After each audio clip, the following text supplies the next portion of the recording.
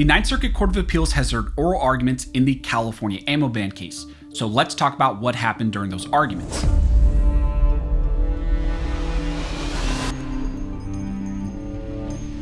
Now, I want to thank this video sponsor, which is 511. I've been a longtime fan of 511. Their gear is hands down some of the best out there on the market. It's durable, reliable, and just built for people who demand more of their gear and who also just want quality equipment. I've used a lot of their gear over the years. I've used some of their bags, some of their clothing, and I cannot recommend them enough. Now, a lot of you might not know that 511's got a ton of physical stores that you can actually go into and buy product. They're all over the country, and there's actually a ton all over California. There's one about 30 minutes from me. Right now, they're actually doing something awesome for the holidays. If you go into one of their stores or just order online, they're doing a big holiday sale. Right now, you can get about 30% off all bags and pouches. That's 30% off of gear you will actually use, whether it's for the range, travel, or just for an everyday carry. I highly recommend their bags. I use a lot of their range bags as well. So check them out by going into one of their physical retail stores, or you can go to 511.com or click the link down below. And keep in mind, they're doing a 30% off all of those bags and pouches, so pick one of those up. So thank you again to 511 Tactical for sponsoring and supporting this two-way content. As I mentioned in the intro, in this video, I have an important update for you in the California ammo ban case called Rody versus Bonta. The Ninth Circuit Court of Appeals recently heard oral arguments in this case, and there were some very interesting things that we need to cover and some very interesting things that came out during that hearing. In the Ninth Circuit hearing, the court had to address whether the California ammo ban is consistent with the Second Amendment and also the Supreme Court's recent decisions in Bruin and Rahimi. And my general feeling out of these arguments is I think we are actually going to get a win in this case. I think this is at least going to be a 2-1 win in our favor. Now, again, if you're not aware with Rody versus Bonta, this case deals with the state of California's restrictions on the purchase of ammunition and also the background check system that you must go through to be able to purchase and acquire ammunition within the state. This law in California also restricts the ability of someone to be able to purchase ammunition online and then have it shipped directly to their home. So there's a lot of people in other states where you can go online, purchase ammunition, have it shipped directly to you, but here in California, you can't do that. And you also couldn't go to a different state and then import it in because that, again, would violate the importation laws. So that's essentially the law in question that California has put in place, and that's what's being challenged in this Rody case. Judge Roger T. Benitez, on original review of this case in the district court, found that this law here did in fact violate the Second Amendment. Now, after that first ruling, the state of California, of course, appealed to the Ninth Circuit, but that ruling of the panel and the decision was put on hold because the Supreme Court was set to rule in Bruin. The Supreme Court ruled in Bruin. It was a 6-3 decision, reaffirming text, history, and tradition.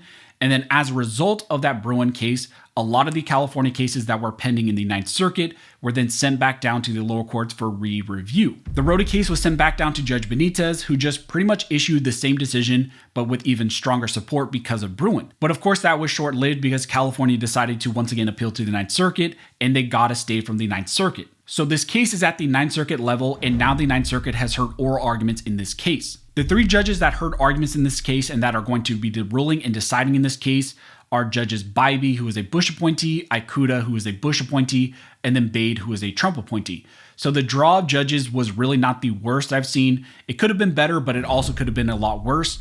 Ikuta, for example, has been very pro-2A.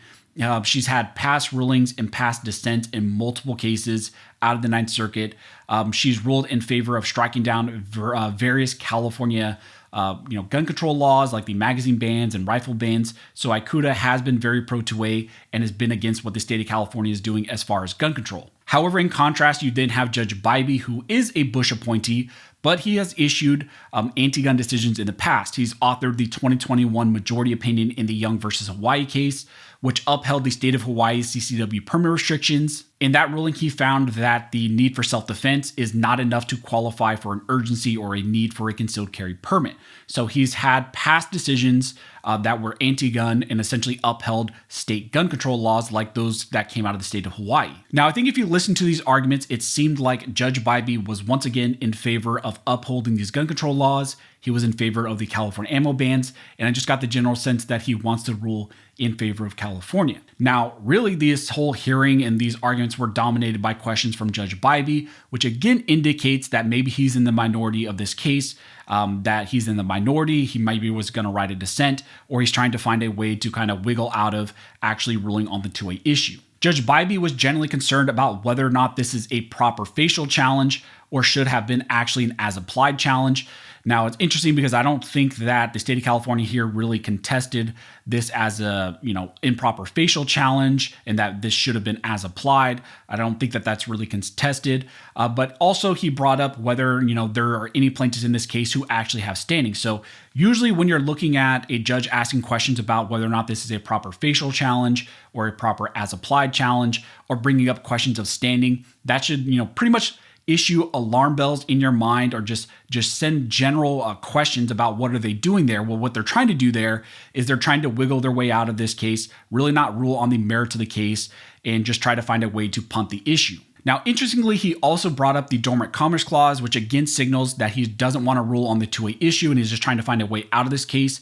And when it comes to the Dormant Commerce Clause, I think there is an issue here because you have the state of California essentially discriminating against out-of-state sellers of ammunition, because in California, all importers of ammunition, unless there is an exemption, they have to go through an FFL. They have to go through a physical retail, face-to-face transactions. You can't ship directly to individuals. And it kind of creates this funnel where all sales have to go through local gun stores. But again, it's just interesting that he brought up that question because that again signals that he just doesn't want to rule on the Pro 2A issue. Now, when it came to Judge Ikuta, I think very clearly she was Pro 2A. She asked about why there is a background check every time versus maybe the original Prop 63, which was approved by the voters, and that would only be a kind of a one-year permit for ammunition. Now, that's still a violation of the Second Amendment, but Prop 63 had a one-year purchase permit and didn't have all these additional restrictions, all these additional fees. And so Judge Ikuta seemed to have a lot of issues and a lot of questions about what California did, deviating from Prop 63. Now, the wild card, like I mentioned, was Judge Bade, but it seemed like she was leaning in our favor because she asked questions of the state of California saying, state of California, how could this not be a violation of the Second Amendment if you're having a restriction on the purchase of ammunition every single time? She was questioning, why does California need an ammunition background check when there's already a general firearms background check, for the purchase of every single firearm? Since you already have a firearm background check, why do you need this ammunition one? Isn't that kind of just an additional burden? How is it meeting the government's interest? Is it even going to solve what the state of California is claiming? So she was very skeptical of the purpose that California is saying for why they need the ammunition background check. Now, Judge Bade also asked about the state of California's best historical basis for these types of restrictions on ammunition. And the state of California said that the oath laws were the best analogs, but many of the judges actually found a hard time drawing that connection. A lot of the judges found an issue with saying that, swearing an oath to the country was then a proper analog to a background check every single time you want to purchase an item. And then also they said, the oath was kind of a one-time deal. It was a one and done thing that a person would do historically. But here you're saying that justifies a background check for every single purchase multiple times, not just a one-time deal. Now, the last thing that's very interesting that was brought up during these arguments was the Bruen footnote about shall issue CCW schemes. You had Justice Kavanaugh and his concurrence talking about how shall issue CCW permits were potentially not a violation of the Second Amendment. But again, that was kind of dicta. It's in the concurrence. It's not in the majority. But here you have the state of California that says this operates as shall issue, similar to a shall issue CCW scheme, and therefore it doesn't violate the Second Amendment. But we know that no court yet has extended that aspect of Bruen to other types of permit systems or other types of shall issue schemes. Bruen dealt primarily with CCW permits, but this deals with a background check for ammunition. So to say that Bruen footnote applies here directly to ammunition background checks and then also the importation restrictions is a big leap that California is making. So overall, they were very interesting arguments. My general sense coming out of the oral arguments is that we will get a 2-1 win. I think it's going to be Ikuta and Bade ruling in favor, upholding Judge Benitez's decision, finding that yes, this does violate the Second Amendment. I think that Judge Bybee maybe will write a dissent, or if he does rule in our favor, maybe he's going to rule on a more limited scope, saying that this violates the Dormant Commerce Clause and find a way to not actually rule Pro 2A.